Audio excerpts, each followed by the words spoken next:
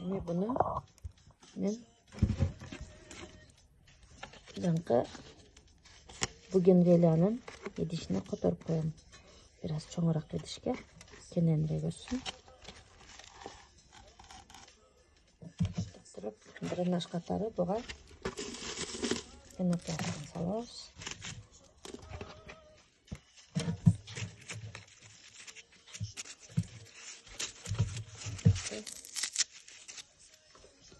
Эми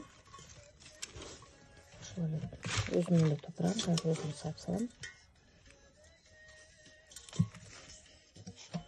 Улам ушинтип тамыры чоңойгон сайын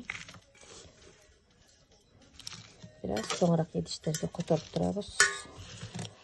Анткени шыр эле чоң идишке отургузуп койсок, тамыры чоңоюп, идиштин стенкасына тийгенче көп убакыт гүлдөй туруп калат да, күчүнүн баары тамырга кетип калат. Азыр болсо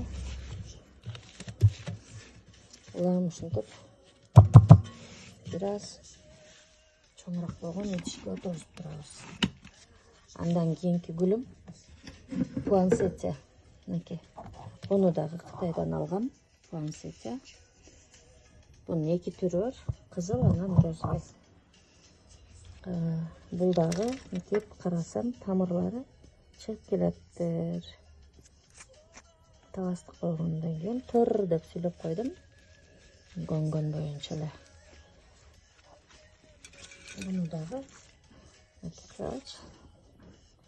бул үчүнчү жолу которушум, анткени бул келгенде кичинекей болуп келген. Азыр буну мынакей мынтип караганда бир аз эле мына 2 сантиметр эле өзүнөн чоңураак идишке отургузабыз дегенде айттым.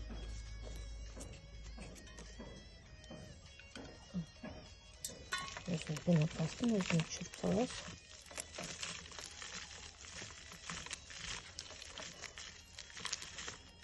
Будан дагы батпай баратканда уже чоңураак, андан дагы чоң идишке отургузабыз. Улам ушинтип чоңойтуп турабыз идишин. Анан стресс болбосун деп буну акырын өтө эле перевалка кылып коебуз. Бир ай мурда эле мен чоң идишке отургузгам. Азыр ал идиш буга кичине болуп, кайра андан чоңураак отургузуп атам. Ошон үчүн перевалка эле кылып атам.